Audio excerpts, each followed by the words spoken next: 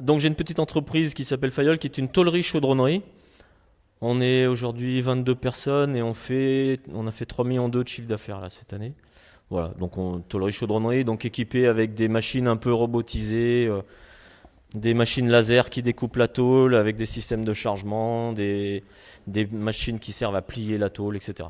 Bon, mais je vais même pas du tout vous parler de mon entreprise, sauf si on a le temps sur la fin. Si vous avez des questions, je veux bien vous y répondre. Le but est de vous parler effectivement de management, c'est ce qu'on m'a demandé. Alors je ne vais pas vous faire de cours vraiment théoriques en fait sur le management. Ce que j'ai prévu de vous faire, c'est plutôt de vous montrer moi comment je perçois la nouvelle donne, enfin la nouvelle donne qui est là depuis pas mal de temps, mais une donne très importante en fait dans le management, c'est déjà de prendre conscience que pour manager les gens, pour que l'entreprise, pour que l'organisation soit efficace, il faut que les gens soient bien dans leur job, dans leur vie, etc. Et c'est pour moi capital. Le management, c'est pas une science exacte. Il faut adapter son management en fonction des gens que vous avez en face, en fonction aussi de votre personnalité. Mais ce qui est important, en fait, si on veut que les gens qui travaillent avec vous soient efficaces et soient performants, il faut déjà mettre en place tout ce qu'il faut pour qu'ils se sentent bien dans le job. Donc c'est ce que je vais essayer de vous démontrer par cette présentation. Alors, ce qui a été dit tout à l'heure par Madame Sauvade, si vous avez des questions, je vais changer un peu la règle, j'espère qu'elle m'en voudra pas, mais si vous avez des questions, n'hésitez pas à m'interrompre. Moi j'aime autant à la limite s'il y a un truc sur lequel vous voulez que j'approfondisse, quelque chose que j'ai dit qui n'est pas clair, n'hésitez pas à m'arrêter, on en parle, je suis plus là pour vous, justement pour vous donner des tuyaux, pour vous donner des choses, donc n'hésitez pas à m'interrompre et à poser des questions sur ce que je vais vous présenter, je suis là à votre service. Voilà, alors j'avais préparé un petit support, du coup je pense qu'il va arriver. Je n'ai pas dit bonjour monsieur le proviseur. Bonjour. Ah. Aïe aïe aïe. Qui a volé la télécommande ?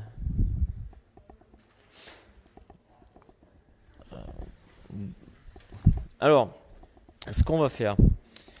Je vais vous faire bosser tout de suite puisqu'on n'a pas pour l'instant la projection. Je voudrais que vous réfléchissiez en fait à votre avis pour être bien dans... Vous êtes certainement déjà dans des équipes, que ce soit des équipes sportives, vous faites peut-être du basket, du foot, du hand, je ne sais quoi. Peut-être dans des associations caritatives, peut-être dans la musique, peut-être, etc. Ou voire même à l'école, dans votre classe. À votre avis, quels sont les éléments ? Qu'est-ce qui est important pour vous pour que vous soyez dans de bonnes conditions pour travailler ? Alors vous avez le droit de lever la main et de me donner des éléments. Ouais. D'avoir des bons cours ? Non. Ah, des bons locaux. D'avoir des bons locaux. Ouais. Ouais. Alors c'est une entrée en matière en fait, puisque la projection n'est pas là, mais ça vous permet de réfléchir. Mais vous verrez, je suis d'accord avec ça. Des bons locaux. Est-ce qu'il y a d'autres idées justement par rapport à ça ? Ouais. Une bonne entente dans l'équipe. Tout le monde est d'accord avec ce qu'on dit ? N'hésitez pas à changer. Ouais. Un matériel adapté. D'accord, oui, ça en fait des choses. Allez, par là, devant, allez, hop, le stylo. Les horaires. Tout à fait, pourquoi pas. Qu'on ait tous le même objectif. Il y a quand même des cours de management derrière un peu, j'entends. Non mais c'est bien, c'est bien. La rémunération, ça fait partie aussi des éléments, effectivement, tout à fait. Donc, vous voyez, en fait, ce que je vais essayer de vous démontrer, c'est qu'il y a eu ces derniers temps, depuis quelques années, le management a dû beaucoup évoluer. En fait, au début de l'ère industrielle, on va dire, le management, c'était, tu prends la pièce à l'atelier, hop, tu la prends, tu la mets là, hop, il y avait le voisin, hop, tu la prends, tu la mets, etc. Et on ne tenait pas compte de tout ça. Ils devaient faire les horaires, les gars, ils devaient être productifs, on était derrière à chronométrer et tout ça. C'était l'ère industrielle. Bon, ça a duré un temps.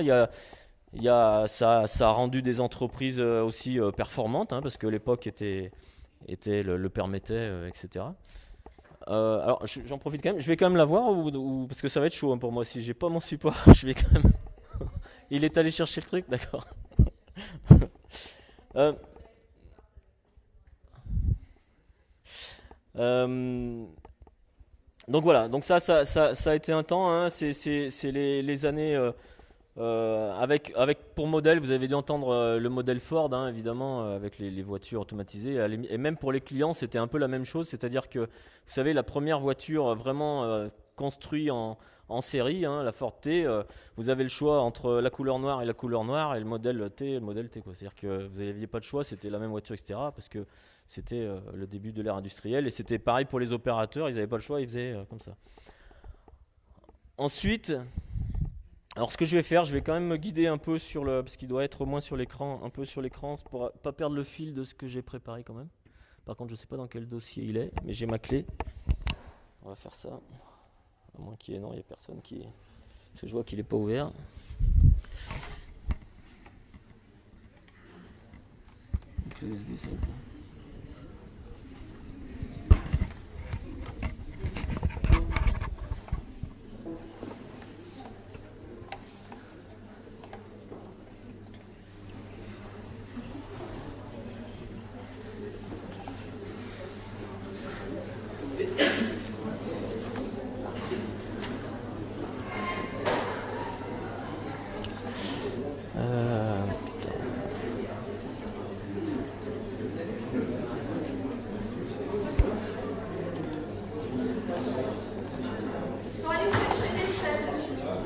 Ah.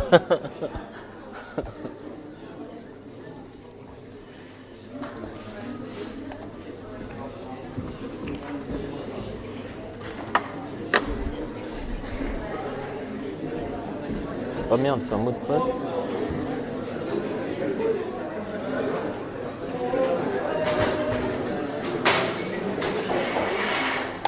Tenir de l'aide en rien.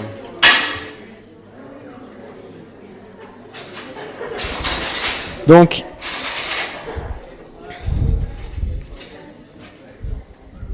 alors, je reprends un peu. Je suis désolé, hein. C'est.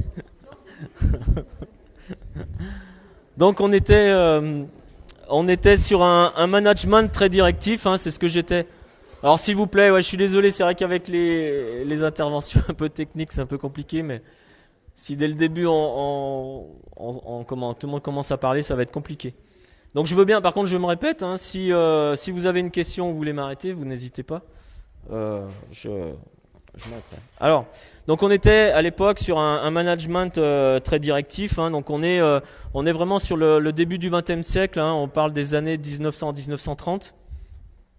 Ensuite, on va passer sur un management où on va commencer quand même de tenir compte de tout ce qui est relations humaines, où on commence à comprendre qu'il faut motiver quand même les gens. Donc on va essayer quand même de les motiver. Alors la motivation, elle va se faire à cette époque-là, pas vraiment sur les attentes forcément de ce que demandent les gens, etc. Mais on va être un peu plus quand même sur des conditions de travail, c'est-à-dire qu'on va prendre en compte, vous savez, à l'époque 1900-1930, par exemple, les risques d'accident étaient énormes, et c'est pas quelque chose sur lequel on se faisait du souci. Une usine, ça reste un élément dangereux, toujours aujourd'hui, même si aujourd'hui, évidemment, il y a plein de systèmes qui permettent, et des études qui font dans les entreprises, ou qui sont obligatoires, et qui sont bien entendu importantes et nécessaires, pour éviter qu'il y ait le moindre accident, mais ça reste accidentogène une entreprise. Par exemple, dans notre métier de la tôlerie-chaudronnerie, hein, quand on va manipuler des pièces qui peuvent aller jusqu'à plusieurs tonnes sur des palans, etc., évidemment que si l'attache sur laquelle vous avez attaché la pièce casse, ou etc., qu'il y ait quelqu'un dessous ou autre, évidemment que ça peut être très dangereux, voire mortel. À l'époque, on avait déjà un peu conscience de ça, mais c'était moins... C'était moins dans les esprits que ça. Donc on commence quand même à prendre en compte de ça, à avoir quand même quelques conditions morales aussi sur le traitement des gens, etc. Et puis, On avance ensuite sur les années 60-70, où là, on se rend compte quand même qu'il y a ce qu'on appelle des forces exogènes. Alors les forces exogènes, c'est tout ce qui est de l'extérieur. On commence à comprendre aussi que justement les clients nous font comprendre que d'abord la concurrence s'agrandit, la mondialisation commence, et que pour l'heure, justement, il faut être les meilleurs et tout ça. Donc on n'est pas uniquement dans son entreprise à faire les choses. Il y a tout, évidemment, l'environnement extérieur qui joue. Et il faut en tenir compte. Et il faut façonner aussi, justement, par exemple, dans ces années-là, qui sont des années où le travail, on n'était pas comme maintenant, c'est-à-dire avoir un chômage de masse. À l'époque, il y avait du travail pour tout le monde. Vous pouviez quasiment passer d'une porte en face, vous trouviez du travail. Eh bien, évidemment, ça, il faut l'adapter aussi pour pouvoir garder vos gens. Parce que si vous voulez que votre entreprise elle soit performante, eh ben, quand vous avez des gens qui commencent à être justement eux-mêmes performants, qui sont formés, qui prennent de l'expérience, etc., le mieux, ben, évidemment, c'est de les garder dans l'entreprise avec vous. Donc, il faut en tenir compte. Donc, tout ça amène au fait où on va justement adapter son management. Et enfin, le management participatif, ou même aujourd'hui, on est même un peu au-delà, puisqu'on va parler plutôt de management collaboratif maintenant, hein, où là, le monde est devenu tellement complexe et où justement les individualités, où la société a évolué, d'autres besoins se font sentir en fait par rapport à justement aux besoins des gens. Et ce qu'il faut prendre en compte, ce que je veux vous expliquer en fait, c'est qu'il faut, à mon sens, alors derrière tout ça, hein, je me répète, mais derrière tout ça, l'objectif il est quand même d'avoir une entreprise performante. C'est quand même le but, hein, on est là pour travailler, etc. Mais autant le faire avec des gens qui soient heureux de travailler avec vous. Moi, c'est mon sentiment. Donc, c'est un vrai choix stratégique. Et il faut vraiment réfléchir dans le sens où développer le travail comme une source de qualité de vie. Le monde a changé. Vous êtes, vous, génération Y, voire Z. Hein, je ne sais pas si vous avez commencé d'entendre parler de ça. Des générations qui ont aujourd'hui conscience, qui ont vu peut-être leurs grands-parents, leurs parents trimer au boulot pour au final, par un plan social, parce que l'entreprise allait mal, finir alors qu'ils avaient donné 20 ans de leur job, etc., à se fatiguer la vie, si je puis dire, etc. Donc les mentalités, on commence à se dire, si au boulot c'est pour ça qu'il faut y aller, eh ben ça faut en tenir compte. C'est l'évolution normale de la vie, c'est l'évolution normale des gens, enfin moi je le vois comme ça, et donc du coup, les entreprises doivent en tenir compte et comprendre que si on veut que l'entreprise soit performante, que les gens soient performants, parce qu'une entreprise c'est d'abord des hommes et des femmes qui sont dedans, hein. Pour moi c'est l'essentiel, c'est d'abord les gens qui travaillent dans l'entreprise, eh ben, il faut essayer de faire en sorte qu'il y ait un bien-être, un bonheur au travail, et pas uniquement, parce que ça on peut le faire, ça existe, hein, il y a des entreprises encore aujourd'hui qui existent, hein, qui fonctionnent comme ça, où on va uniquement faire l'obligation légale, on va faire attention, alors évidemment au TMS, troubles musculo-squelettiques, à faire en sorte qu'il n'y ait pas trop de problèmes psychosociaux, qu'il n'y ait pas, etc. Mais on le fait dans le sens où on va respecter la règle. À mon sens, c'est pas suffisant. C'est-à-dire, on doit prendre conscience que pour être performant, il faut que les gens soient performants. Je vais beaucoup vous rabâcher ça, vous l'avez compris. Mais en fait, une étude, c'est le transparent d'après, si je ne me trompe pas, c'est des études qui ont été... ouais, non, c'était encore celui d'après, je reviendrai sur celui-là du coup. Voilà, c'était celui-là. Ça, c'est des études qui ont été faites... comment ? C'est une synthèse de plusieurs études qui ont été faites sur pas mal de recherches, etc.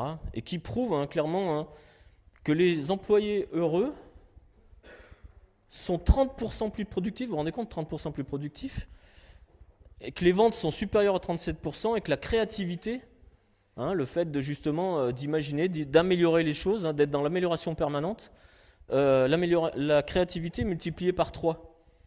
Donc je veux dire, il faut y aller, quoi. C'est vraiment important, et c'est prouvé par des études, fiables et plusieurs qui le répètent. Hein. Donc les avantages, évidemment, on a la réduction des coûts liés au mal-être. Hein. C'est quoi ? C'est l'absentéisme. Le fait que vous ayez beaucoup d'absentéisme dans une entreprise, c'est quand même signe qu'il y a quelque chose de pas bien normal. Alors évidemment, ça arrive à tout le monde, malheureusement, de tomber malade. de se casser une jambe, etc. Donc j'en fais abstraction, enfin ça existe. Mais si vraiment l'absentéisme il devient vraiment récurrent et qu'il y a un nombre élevé d'absentéistes qui arrivent, le turnover, c'est-à-dire évidemment les employés qui partent et du coup qu'on est obligé de rembaucher, etc. Eh bien ça coûte cher à une entreprise, ça coûte très cher. Eh bien si vous allez justement sur un choix stratégique où il faut réfléchir au bien-être des gens dans votre entreprise, eh bien déjà vous gagnez de l'argent, en tout cas vous ne le perdez pas sur ces points-là. Et puis le développement en bénéfice lié à la motivation et du coup l'engagement, le travail d'équipe qui sont des points pour moi importants parce qu'aujourd'hui une entreprise avec le monde complexe dans lequel on est, avec la concurrence, avec l'ouverture internationale, Internet qui évidemment favorise tout ça, on a des concurrents à tous les coins de rue et il faut qu'on soit les meilleurs tout le temps. Et ben si on réfléchit en équipe, si on est bien en équipe, si on travaille, vous l'avez dit un peu tout à l'heure, les différents points, si on travaille en équipe, forcément ça avance plus vite. L'intelligence collective, en tout cas à mes yeux, est bien meilleure que tout seul dans un coin, à travailler dans un coin. Ouais. Oui. Celle-ci ?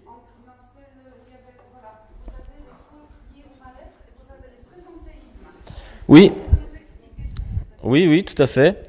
Alors, dans certaines entreprises, je dirais peut-être plutôt les grosses entreprises, pour se faire bien voir, mais il y a des gens qui vont faire des heures, qui vont rester tard le soir, qui n'ont pas forcément des choses à faire, mais qui vont être là pour parce qu'ils veulent bien se faire voir, ou enfin parce qu'ils sont pas forcément bien, je veux dire en eux, mais ils font des heures pour faire des heures. En fait, c'est ça que ça veut dire. Ils font des heures pour faire des heures, donc ils sont pas forcément productifs. Ils vont peut-être faire en 4 heures ce qu'ils auraient pu faire en 2.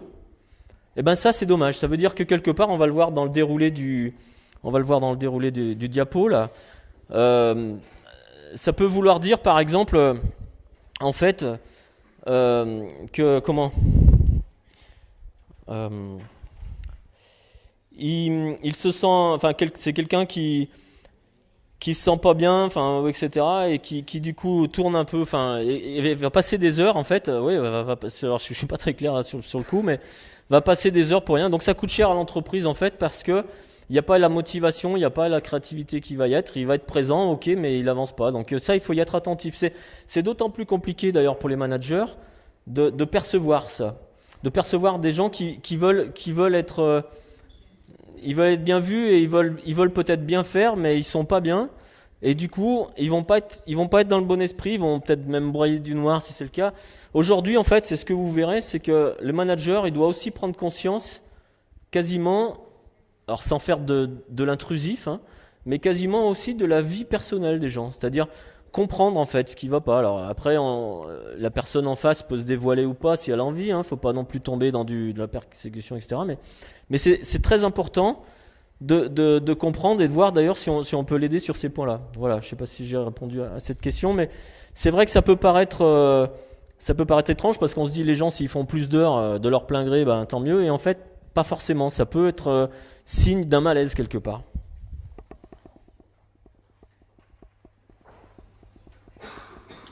Oui, j'en étais là. Bon, ça c'est créer donc les conditions favorables pour booster l'efficacité. Ça, je vous l'ai dit pas mal de fois. Alors en fait, quel ingrédient on peut mettre comme terme de source de motivation ? Donc c'est là où je allais vous demander de faire, mais bon, on l'a fait du coup un petit peu en préambule. Donc vous avez cité les bâtiments, vous avez cité le salaire, vous avez cité les horaires, vous avez cité l'ambiance dans l'équipe, si je ne me trompe pas, des choses comme ça. Donc c'est ce qu'on va voir, c'est ceux qui ont été définis, on va dire, mis en avant dans différentes études et qu'on retrouve aujourd'hui sur cette présentation. La première source, en fait, au niveau de la qualité de vie au travail, dans les études qui ont été menées, il en ressort le sens. Vous, par exemple, je ne sais pas, vous êtes jeune encore, donc c'est difficile peut-être de répondre à cette question, mais aujourd'hui, on se rend compte qu'en fait, les gens ont besoin d'un sens à ce qu'ils font. Il y a des gens qui ont envie peut-être d'ailleurs, on voit de plus en plus des collaborateurs. J'ai dans mon équipe une jeune femme qui a une quarantaine d'années, mais bon, pour moi c'est une jeune femme, qui a envie de changer de vie professionnelle.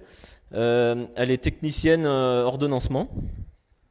Elle m'a demandé de réduire ses heures. Elle passe en candidat libre depuis 2 ou 3 ans. Elle en est à la maîtrise de langue, français ancien, etc. Elle rêve de devenir prof depuis qu'elle est enfant. Et oui, ça a un sens. C'est une super collaboratrice. Je vais perdre une super collaboratrice parce qu'elle est super efficace dans ce qu'elle fait. Aujourd'hui, elle fait de l'ordonnancement.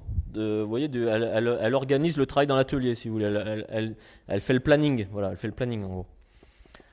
Eh bien, c'est important. Et aujourd'hui, en fait, alors c'est un point difficile hein, parce que c'est pas facile à répondre à cette question pour un manager. Hein. C'est très compliqué. Mais en tout cas, dans les différents jobs qu'on peut avoir dans l'entreprise, dans les différentes missions, la façon de faire les missions, le fait d'avoir un sens perçu et de pouvoir aussi l'exprimer auprès du salarié qui se sentent concernés. Par exemple, des gens qui font de l'électronique, etc. Mais s'il sait, par exemple, que cette pièce, elle va servir à aider, par exemple, je sais pas moi, une installation pour handicapés. Enfin, je dis n'importe quoi. Par exemple, chez moi, tu sais, un exemple précis dans mon entreprise, on fait des pièces pour l'aéronautique. Quand j'ai su qu'on faisait des pièces pour l'A380, parce qu'on ne sait pas toujours les pièces où elles vont, mais on essaye de le faire percevoir, je le fais savoir aux salariés. Les gars qui sont sur les pièces qui vont dans les A380, ils sont super fiers et ils ont raison. Ça donne du sens. Ça donne du sens, c'est important.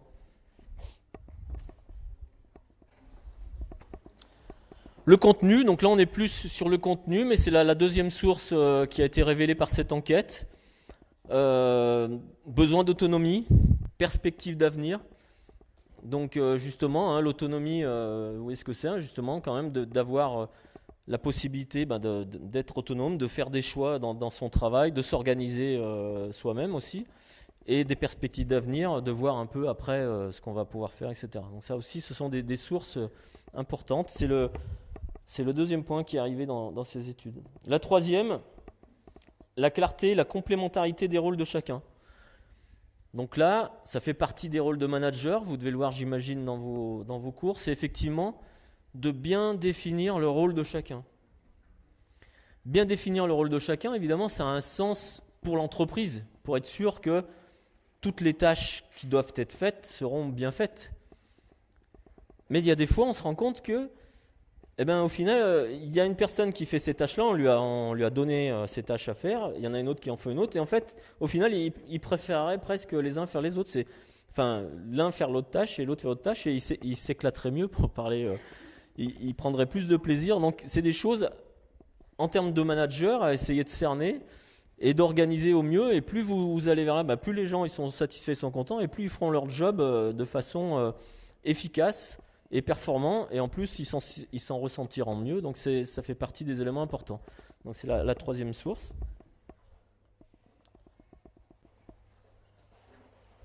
Si j'appuie pas sur les bonnes touches, c'est pas bon. Alors la quatrième. Je vais quand même vérifier si ça a l'air de marcher. Si ça allume rouge, c'est que ça marche, hein, je sais plus. Ouais, hein, je pense. Hein. Parce qu'on m'a dit, j'ai jeté un truc. Ça va être celui qui va écouter le truc. Hein, je pense que ça marche. Oui, ça défile. Ça défile, c'est bon. Allez, on continue là. Ça va, pas de questions? C'est simple, hein. Vous avez vu, j'ai mis des dessins simples, j'ai fait des choses simples, mais vous savez, des fois, les choses les plus simples, c'est pas forcément les plus faciles à expliquer, et c'est pourtant, de mon point de vue, en fait, ce que je suis en train de vous démontrer là, moi, je suis quelqu'un qui est convaincu. Alors, vous pourrez parler avec d'autres chefs d'entreprise qui vous diront le contraire. Hein. Tout le monde n'est pas sur la même longueur d'onde que moi, et c'est peut-être eux qui ont raison, hein, j'en sais rien. Mais pour moi, une entreprise performante, c'est vraiment, ça passe par là. Le quatrième source de qualité, c'est la reconnaissance. Donc là aussi, on retrouve évidemment derrière ça une notion très importante du manager. Le manager, il doit reconnaître les valeurs de chacun, et par exemple ne pas s'attribuer à soi-même des choses qui ont été bien faites. Une équipe qui trouve une idée géniale pour améliorer l'organisation, ou ou un montage, un arrangement, une organisation qui va faire gagner du temps à toute l'usine, parce que voilà. Si c'est le manager qui va faire, ouais, t'as vu, j'ai une super idée, je leur ai fait faire ci et ça, alors que c'est les gars qui ont trouvé, etc. c'est dommage, il va y être perdant lui parce que les gars ils seront super démotivés, donc plus jamais ils leur donneront des idées et plus jamais du coup ça avancera dans son équipe et du coup c'est nul quoi. Et en plus l'entreprise va les perdre et les mecs en plus ils seront tous, enfin les mecs, les gens qui sont, ça peut être aussi bien des femmes que des hommes, les gens qui travailleront avec lui en plus seront frustrés et donc ça avancera pas. Donc c'est super important d'avoir de la reconnaissance pour les autres. Aujourd'hui, le sens du manager a changé. C'est ce que j'essaye aussi moi d'insuffler au niveau de mes équipes. C'est que pour moi, un manager, il est au service des gens qui travaillent dans son équipe. C'est pas l'inverse. C'est-à-dire, c'est pas les gens qui travaillent pour lui, enfin qui travaillent pour lui dans le sens, c'est son équipe, ouais, qui travaille pour l'équipe, enfin qui travaille pour lui. Ils sont pas au service du manager. C'est l'inverse. Ça, de mon point de vue, c'est super important de bien comprendre ça. C'est vraiment le manager qui est au service. Le manager, il est là pour, comme on le voit, pour faire en sorte de mettre tous les roulages qui marchent bien, qui est la bonne organisation, qui est les bons matériels pour le faire, vous l'avez dit, qui est tous les éléments nécessaires pour que ça fonctionne. Donc c'est lui qui doit se mettre au service des gens et être à l'écoute des gens. Et la reconnaissance en fait partie et c'est un point important. Cinquième source, vous l'avez cité tout à l'heure en préambule, effectivement, dans la qualité de vie au travail, c'est l'ambiance. Le plaisir d'être ensemble, l'entraide, la confiance, le respect, la convivialité. Donc ce sont des points importants. C'est pas toujours facile à mettre en œuvre parce que il faut pas tomber dans les travers. Si vous installez une machine à café et que les employés sont à mi-temps à la machine à café et à mi-temps à leur travail, ça ne marche pas non plus, on est d'accord. Donc c'est important d'avoir des moments de convivialité, c'est important d'avoir des moments de plaisir ensemble, des esprits d'équipe, un peu l'ambiance dans l'équipe, la confiance et le respect mutuel. C'est super important, on le voit, c'est une source qui est ressortie et qui est primordiale. Et il faut y veiller, mais tout en ne pas tomber dans les excès.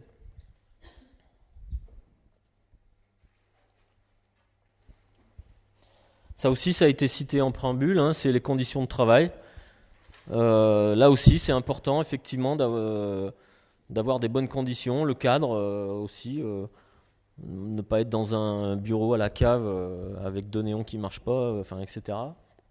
Ce sont des éléments importants. Alors, on voit derrière, en termes de management, puisque on est là pour parler de management, c'est que derrière, il faut penser à tout ça et prendre soin de tout ça. Et il faut aussi que les directions au-dessus, on ait conscience, parce que derrière tout ça, il y a quand même évidemment des investissements, toujours.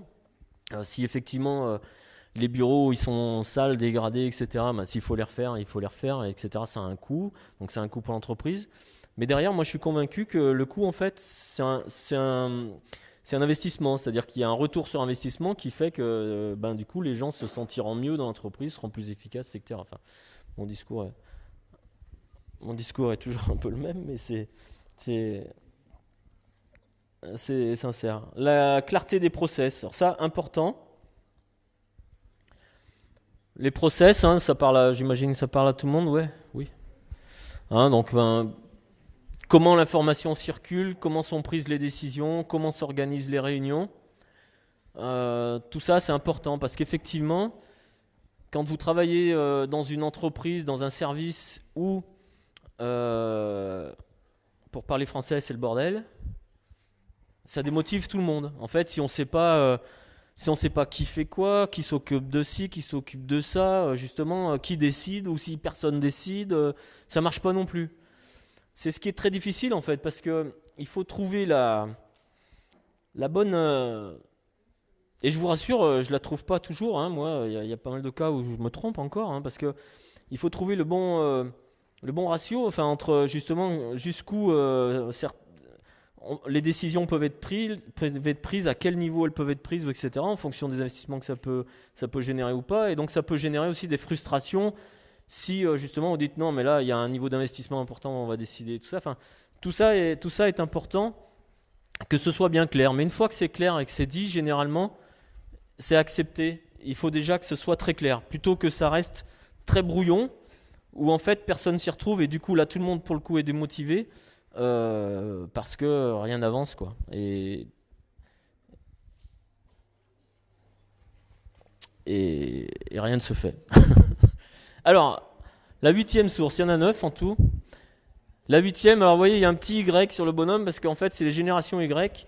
Ça, c'est un point, je pense, qui doit vous parler peut-être encore plus qu'à nos générations à nous. C'est effectivement l'équilibre entre la vie personnelle et la vie professionnelle. Si le travail, ça vous plaît, etc., et que vous vous donnez à fond, mais tellement à fond que vous n'avez même plus le temps d'aller au foot si vous êtes un footeux, et que du coup vous passez des heures bleues, vous êtes tellement crevé, à 8h du soir vous êtes couché, etc. Enfin, et tout ça, il y a un équilibre qui peut sur le moyen terme devenir gênant pour tout le monde et faire aussi que du coup vous petit à petit vous sombriez, j'allais dire, mais en tout cas ça se passe de plus en plus mal, alors qu'au début vous étiez motivé, vous y avez plein d'heures. Donc il faut être vigilant. Vous savez aujourd'hui que dans les grandes entreprises, au niveau des PME c'est un peu différent, même si j'essaye d'y faire attention, mais les cadres qui sont à la journée par exemple, qui sont pas forcément à l'heure, donc qui peuvent faire des journées, ils ont des RTT, vous savez comment ça marche quand on est cadre. On peut être au forfait jour, c'est-à-dire on a un nombre de jours à faire dans l'année, et le reste c'est des RTT en plus des vacances. Donc ils ont le droit, si je puis dire, de faire des journées de 6h du matin à 22h s'ils le veulent, quoi, à partir du moment où ils prennent leur TT. Ben ça, il faut y être vigilant parce qu'en fait, au bout d'un moment, ça veut dire quelque part que même si le gars il est super motivé, il est super, etc., ça veut dire qu'on lui a pas mis les moyens, par exemple, pour qu'il délègue. Peut-être qu'il lui manque une assistante. Et du coup, il va péter en vol, quoi. Et après, on entend des burn-out partout. Et les burn-out, si ça se trouve, c'était la personne la plus motivée de la boîte au début. C'est un truc dingue. Le mec, c'était le meilleur de tous. On lui a tout mis sur le dos en organisation. On lui dit, t'es super bon, tu vas prendre la mission machin, tu vas prendre le truc, tout ça, tous les trucs, les super top, où tout le monde aurait voulu l'avoir, pour qu'au final, il explose en vol, parce qu'en fait, il s'y est tellement imprégné dedans qu'on n'a pas su voir qu'il manquait peut-être un petit peu d'organisation, le gars, ou en tout cas, on n'a pas su déceler qu'il avait besoin d'une assistante, et lui-même, il ne l'a pas décelé. Les managers au-dessus sont là aussi pour ça, de dire, attends... Là, il faut que tu t'organises, il faut que tu délègues un peu. Ça, tu n'es peut-être pas obligé de le faire. Ou pense au service marketing, je dis n'importe quoi. Hein. Mais ça, tu devrais le filer à l'autre service, etc., avant qu'il explose en vol. Parce que du coup, on est sur des cas où quelque part, au départ, vous allez avoir des gens super efficaces, performants, qui au final vont faire un burn-out et vous n'allez plus les voir de 6 mois, 1 an, et encore dans quel état, quoi. Enfin, c'est fou. Donc c'est un point important. Et plus je pense que vos générations, ils sont super importants pour ça. Donc vous, peut-être que vous irez pas, enfin j'espère jusqu'à burn-out, ou en tout cas qu'on saura le déceler si ça vous arrive dans votre vie professionnelle avant que ça n'arrive. Mais c'est important, cet équilibre personnel-professionnel est important. Et pour les managers, parce que vous entendrez peut-être parler, vous pourrez peut-être interroger d'autres chefs d'entreprise qui vous diront pas ça. Hein. Là, ce que je vous dis, c'est mon sentiment à moi et mon ressenti. Mais parce que d'autres chefs d'entreprise, vous savez, des fois je discute, je fais partie d'un club d'entrepreneurs. Il y a d'autres dirigeants qui voient pas du tout les choses comme ça, hein, qui disent mais bon, qu'est-ce que j'en ai à faire de ce qu'il fait en dehors du boulot, ça me regarde pas, quoi. Ah, il fait chier, c'est encore cassé la jambe en jouant au foot et tout ça, et maintenant il est plus là, etc. Bon, ok, ça peut arriver, hein, je veux dire, pas... Mais néanmoins, on se rend compte aujourd'hui, et je pense que vos générations, quand j'expliquais tout à l'heure en début, quand je disais que vous avez peut-être vu aussi vos parents, vos grands-parents, etc., qui ont eu un plan social alors qu'ils étaient démenés dans leur vie, vous dites maintenant, attends, moi, ok, le boulot c'est important, mais ma vie aussi elle est importante, quoi. Il y a des choix à faire. Et ben les managers d'aujourd'hui doivent en tenir compte, et c'est important s'ils veulent des gens performants. Et puis après tout, on a tous qu'une vie, donc c'est important aussi qu'on ait un équilibre qui soit là. Donc un point très important de mon point de vue qui est ressorti de ces études, donc je citais tout à l'heure.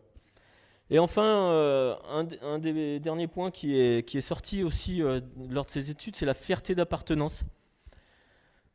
Ça rejoint un peu ce que je disais tout à l'heure aussi sur le sens, mais la fierté d'appartenir à une équipe, la fierté d'appartenir à une entreprise qui a une belle image parce qu'elle produit des pièces techniques, ou parce qu'elle elle a des technologies à la pointe, parce que, je sais pas, elle est sur des marchés, tout ça. Enfin, la fierté d'appartenance à l'entreprise, la fierté d'appartenance à l'équipe, c'est des points importants aussi. Voilà. Donc on revoit aussi là-dedans justement tous les autres points en fait. Parce que ils sont tous un peu liés hein, au final.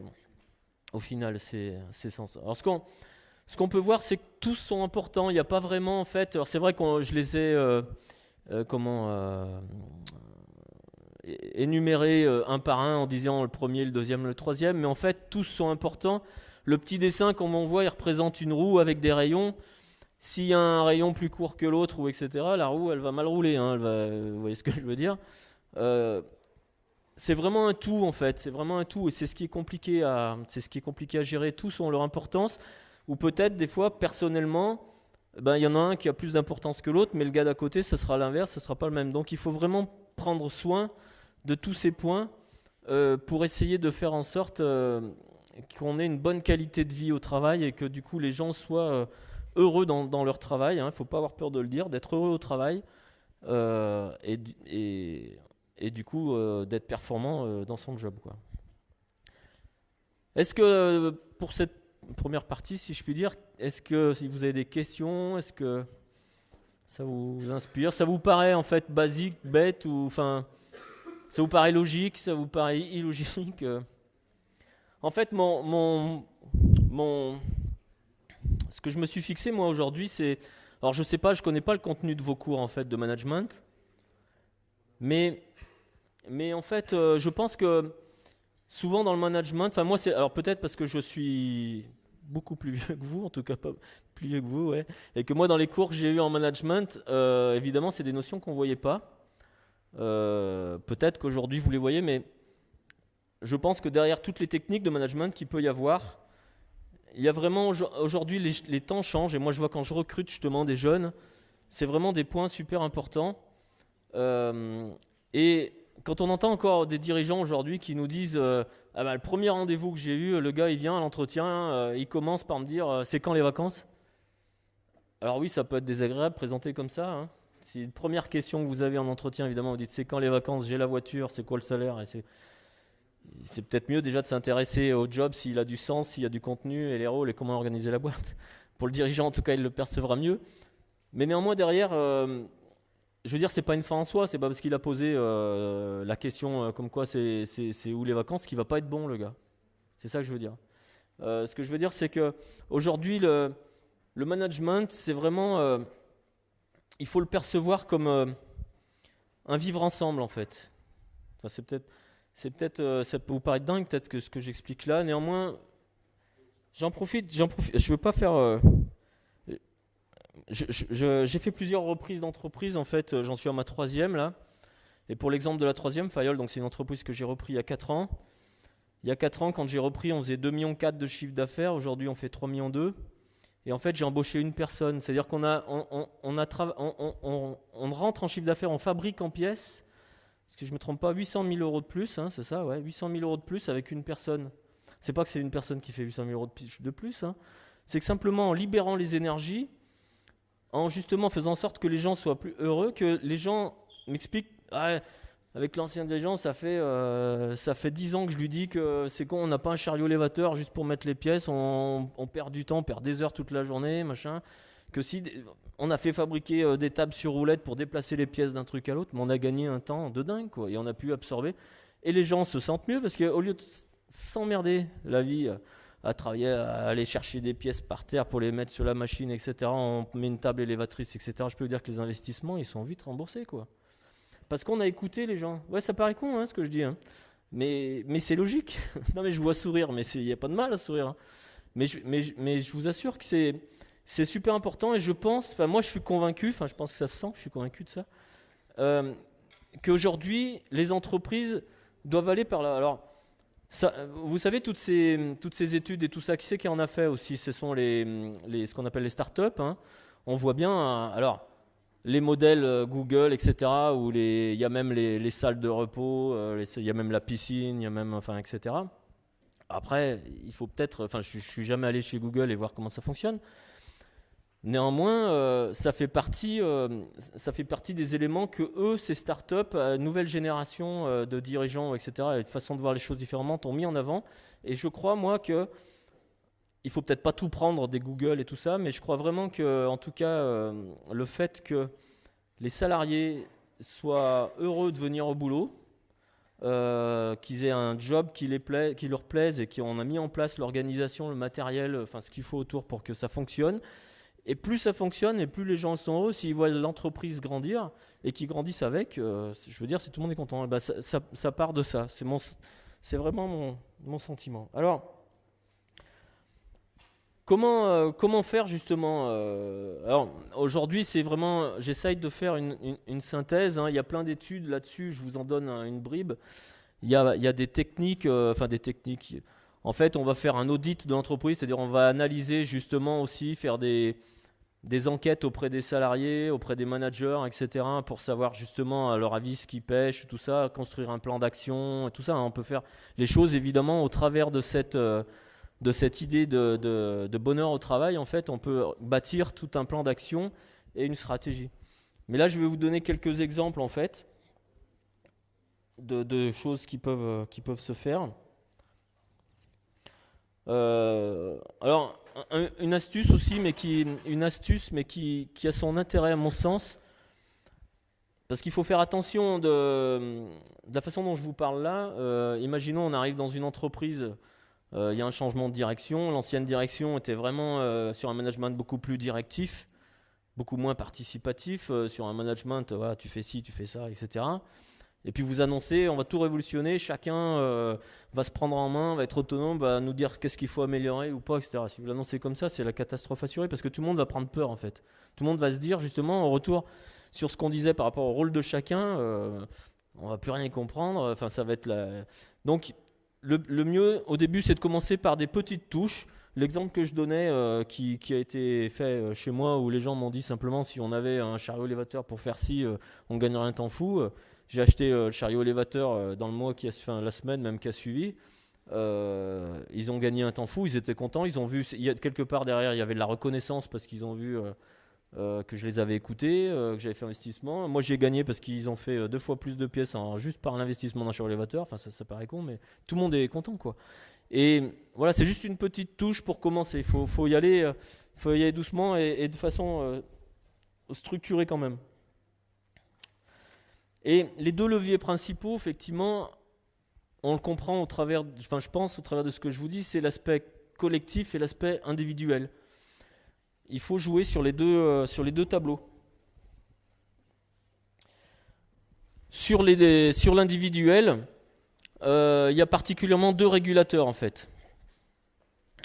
Sur l'hygiène de vie au travail, bah simplement qu'est-ce qu'on veut dire l'hygiène de vie au travail? On en parlait tout à l'heure. Il y a par exemple le présentéisme aussi.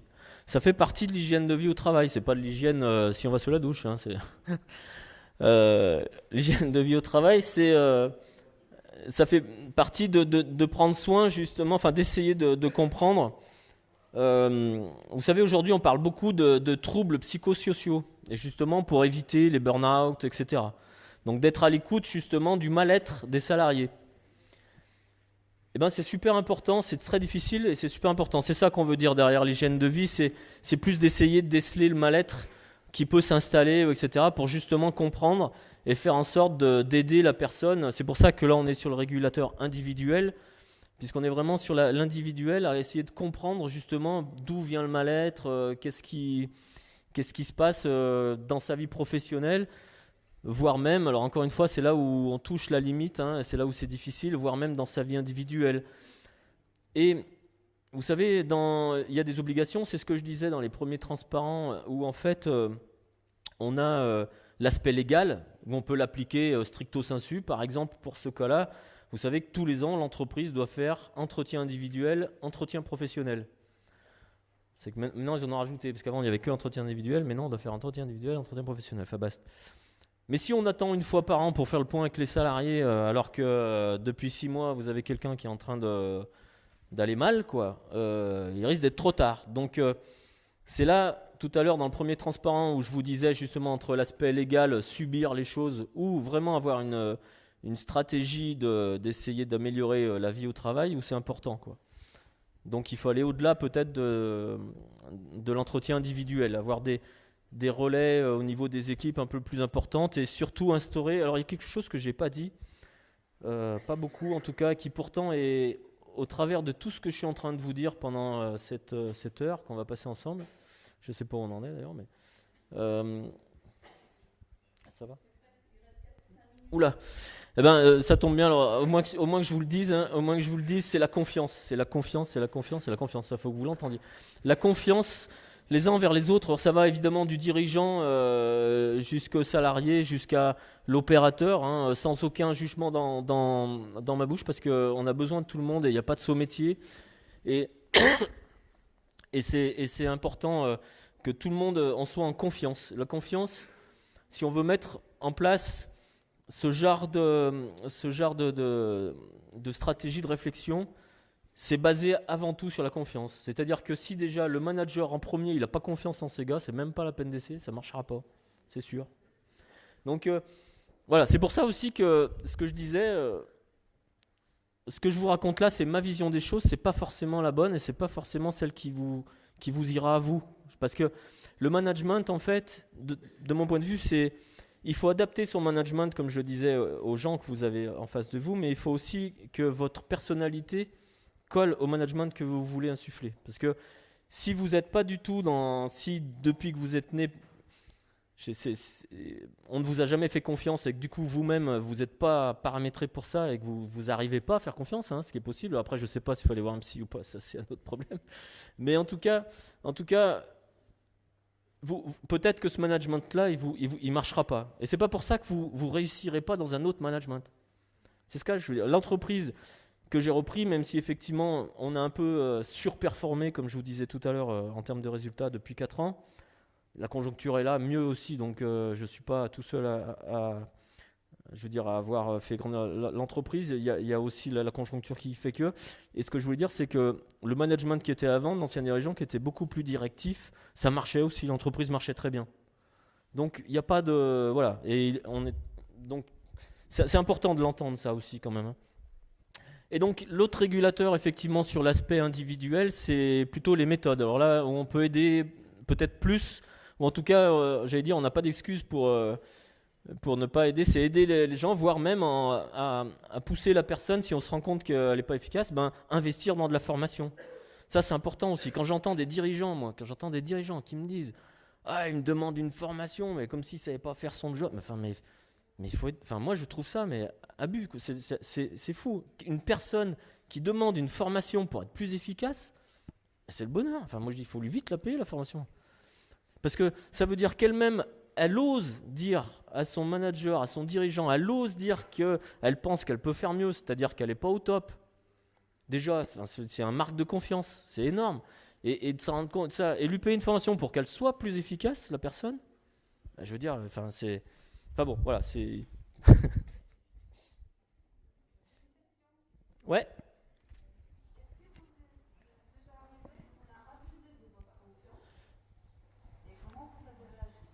Alors c'est une très bonne question. Je le dis, j'essaye de le dire depuis tout à l'heure, c'est que... Enfin non, je ne l'ai peut-être pas dit sous cette forme-là.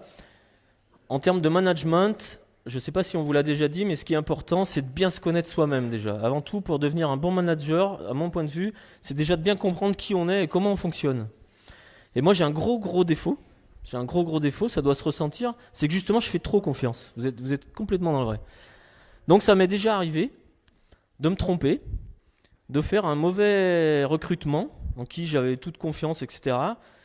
Et qui a commencé, c'était dans mon entreprise précédente que j'ai revendue depuis, et qui a commencé en quelque sorte de gangréner l'équipe par des discours hallucinants et il a fait douter l'équipe de ma confiance en fait que j'avais en eux ou qu'eux pouvaient avoir en moi. En tout cas, ils ont perdu. Donc, comment je l'ai réglé? Ça a été difficile, ça a été difficile. C'est le seul. Enfin, oui, comme quoi, et c'est encore, oui, émotivement, c'est difficile. Hein, c'est parce que c'est ma personnalité. J'ai un gros problème là-dessus. En termes de confiance, je fais trop confiance aux gens. Et du coup, j'ai été obligé de licencier. C'est le seul licenciement que j'ai fait, en fait, de ma vie, mis à part des ruptures conventionnelles qu'on m'a demandé, qu'on a échangées. Voilà. Mais en vrai licenciement dur, on va dire, c'est le seul que j'ai eu à faire. Et qui a été compliqué pour moi parce que j'estime que c'est moi qui me suis planté, en fait. C'est-à-dire que, ok, enfin, il convenait pas du tout à la culture que je voulais insuffler dans l'entreprise, enfin que j'avais insufflé, à la confiance que je pouvais donner. Et en fait, le déclencheur de ça, en fait, c'est là où je me dis quand même que c'est une bonne méthode.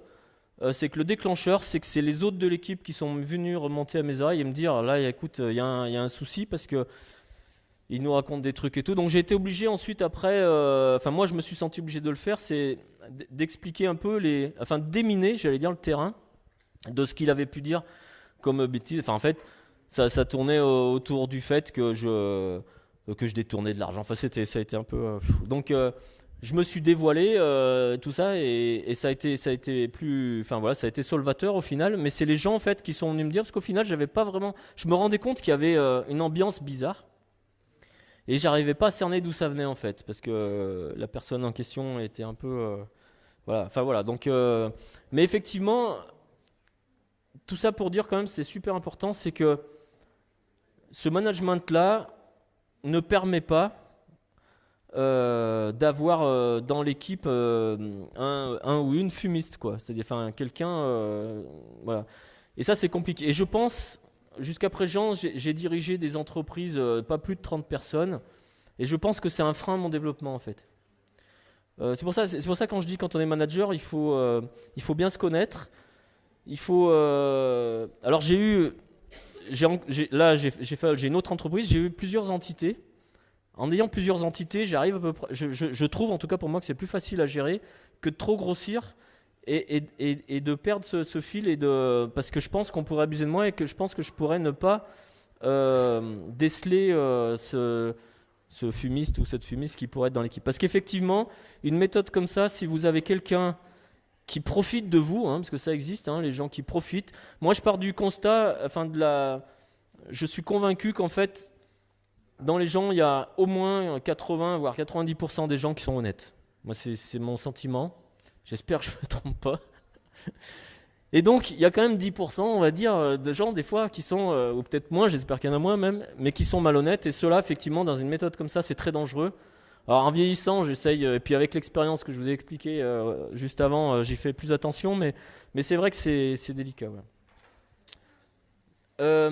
Donc, oui, au niveau du management individuel, vous retrouvez en fait sur des phrases peut-être un peu plus construites que mon discours, parce que je parle avec mes tripes, comme on dit. Un des principes sur le management individuel, l'efficience d'un manager passe par le développement des personnes dont il a la responsabilité. Donc ça, c'est important. C'est avant tout d'essayer de faire en sorte de grandir les autres. C'est ce que je disais tout à l'heure, par exemple, pour l'exemple formation. L'efficience à adopter à un instant donné, le style management, voilà, bon ça, je vous l'ai dit aussi. Évidemment, en fonction des gens qu'on a en face, il faut savoir manager en fonction des réactions aussi des gens. Et ça fait partie des formations, je pense que peut-être vous devez voir. Et en permanence, évaluer l'autonomie. On va parler du deuxième levier, qui est le levier plus collectif, les 3 régulateurs. Donc là, il va falloir agir effectivement sur l'organisation dans l'entreprise de façon plus collective, quoi, et pas uniquement sur l'organisation de travail de la personne précisément, de l'individuel. Sur le management, évidemment, le travail en équipe. Bon, après, j'ai mis aussi un transparent. Voilà. Donc là, veiller effectivement à l'autonomie des équipes, c'est important.